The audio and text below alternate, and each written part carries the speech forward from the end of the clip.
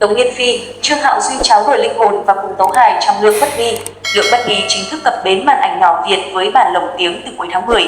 Lượng Bất Nghi được chuyển thể từ truyện tranh Lượng Bất Nghi của Lục Dạ Thiên Hạc, xoay quanh việc Hoàng đế Diệp Cẩm Vân, Trương Hạo Duy và Hoàng hậu Từ Ngọc, Tống Nghiên Phi bị hoán đổi thân xác trong một lần bị té ở hồ nước trong Phượng Nghi Cung.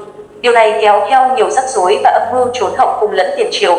Từ gia thống lĩnh quân lính ở biên cương, Diệp Cẩm Vân lo sợ Từ gia tạo phản nên phải thành thân với Từ Ngọc. Hoàng hậu Từ Ngọc vốn xuất thân nhà quan võ, nàng không giỏi cầm kỳ thi họa nhưng tài văn thao võ lược không thua kém Đấng Nam Nhi.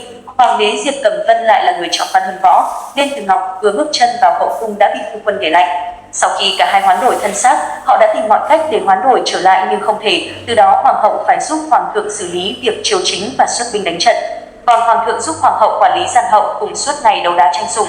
Thời gian đầu, Từ Ngọc lẫn Diệp Cẩm Vân đều chưa hiểu và quen công việc của đối phương nên gây ra nhiều tình huống giờ khóc giờ cười.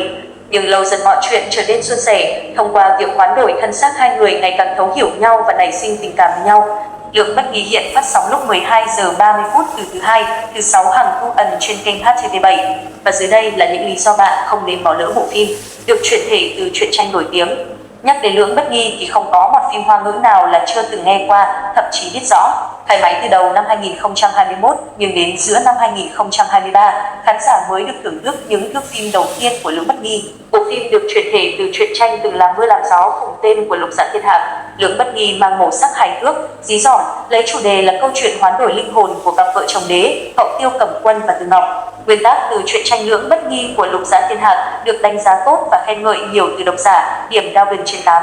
Phiên bản hoạt hình được đánh giá tốt trên Darwin trên 7. Cốt truyện thú vị, hấp dẫn.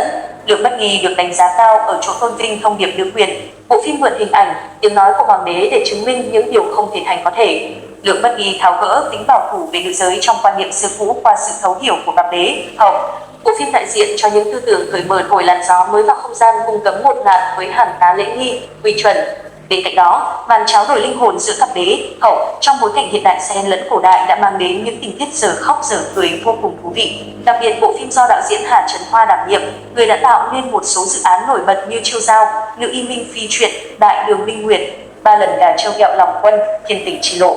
Sự kết hợp thú vị, hài hước giữa Tống Nghiên Phi và Trương Hạo Duy. Yếu tố nam nữ hoán đổi thân phận không còn quá mới lạ, nam và nữ võ không thiếu phim khai thác nhưng chất liệu này đã mang lại không ít yếu tố gây cười. Màn tấu hài giữa cặp đôi chính Tống Nghiên Phi và Trương Hạo Duy khiến khán giả nhanh chóng bị cuốn vào nhịp phim, cảm thấy vui vẻ, thích thú khi xem. Có thể nói, Tống Nghiên Phi và Trương Hạo Duy đã thành công khắc họa hình ảnh Từ Ngọc Lê Võ và Diệp Cẩm Vân trộm văn. Và đến khi bị hoán đổi thân xác, hai người bắt đầu phải đóng giả làm người kia cũng mang một sự khác biệt và tương phản rõ rệt. Tống Nghiên Phi sinh năm 1995 tại Australia, về Thượng Hải, Trung Quốc, định cư từ năm 4 tuổi.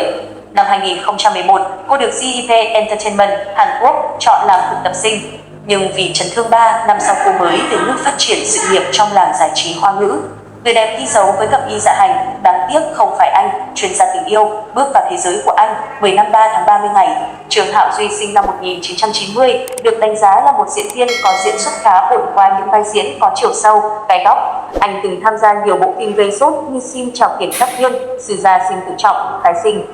Cảm ơn các bạn đã xem hết tin. Chúc các bạn một ngày vui vẻ hạnh phúc. Đừng quên đăng ký kênh để cập nhật những thông tin mới nhất. Xin chào và hẹn gặp lại.